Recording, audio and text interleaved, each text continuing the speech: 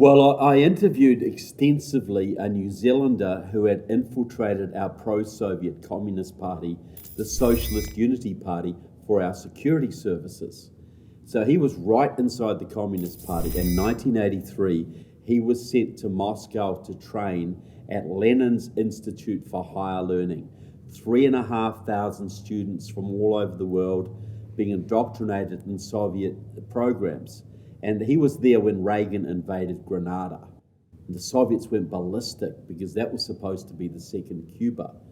But he was there when they planned New Zealand's anti-nuclear legislation. He took part in it, he advised on it, and he helped to implement it when he got back to New Zealand. So he was a patriot that had infiltrated, snuck in, and went. Now, amazingly, it was acknowledged and known that he was going in. You know, the people understood that he was going to this Lenin thing in Moscow. Yeah, well, he was an undercover communist. They thought he was a genuine communist. Right. He was allowed to go to the school.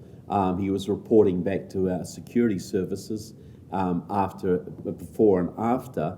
But if he'd been caught, if they knew what he was, he probably never would have got back. He wouldn't have been allowed to go, but if he had, he would have had an accident in the Soviet Union. Well, what would your government think of some New Zealand citizen going in? I mean, it's the height of the Cold War. Well, that was okay. The security services sent him in. We had a Prime Minister Longy at the time, David Longy, who gave the famous speech at the Oxford Union. I can smell the uranium on his breath. I think he was talking about George Shultz, the US Secretary of State. Anyway, but he went in there, but after he did his work, our security services so distrusted our Prime Minister because our Labour figures, our senior figures, were working with the communists that they had to take him out of the Communist Party because they couldn't, because the Prime Minister was also head of the security services. Wow. And they could not trust that Longy would not expose him to the communists. So they actually, after he'd been to Moscow, they withdrew him for his own safety. Even though he was providing fantastic information, they could no longer guarantee his safety while that man, Longy, was the Prime Minister of our country. Yeah, so you're learning this. You've got somebody that's infiltrated. He's passing back. What did you learn? What sparked you to go from baking to writing? Yeah. Well, what he told me was this. The big secret of communism is this. It is not atom bombs. It is not invading countries. The secret of communism is how a small group of communists can influence the mainstream politics of the country.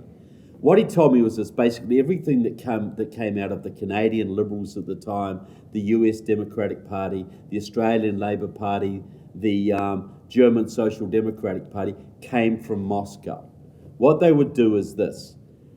They set a policy. It might be a nuclear disarmament. It might be, in modern times, it might be Obamacare or open borders.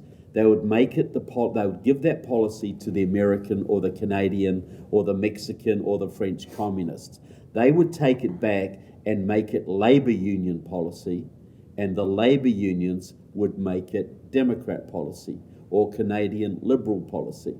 So everything we were seeing under Obama, from Obamacare to open borders to fracking bans, all of it was communist policy that came into the Democratic Party through the labor unions. That is the process. That's how 300 communists in New Zealand could write New Zealand's foreign policy. Wow, that's unbelievable. It's infiltration, and that was going on in the 80s. And you just said it was going on during the Obama administration. Look, absolutely, you know. But you don't know after the so-called collapse of the Soviet Union, which I don't really regard as a genuine collapse. It is harder to pinpoint the deep origins, whether it was Chinese or still Soviet.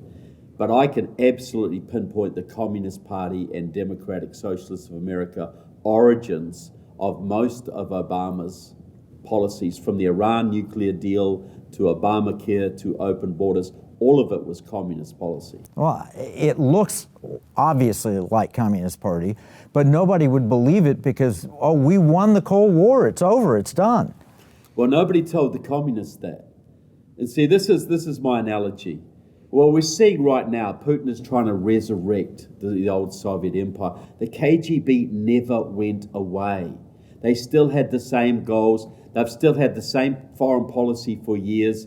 They've still been working with Venezuela and Cuba and Angola and Mozambique, the same as they did in the Soviet days. The foreign policy never changed, and now it's coming back. But, we thought that communism was over, so we focused on Islam and other threats. But it was really a strategic retreat. And if you think about it this way, say if you had a cancer in your body and you cut 90% of it out, but you left 10% in, and then you stopped all treatment for 30 years.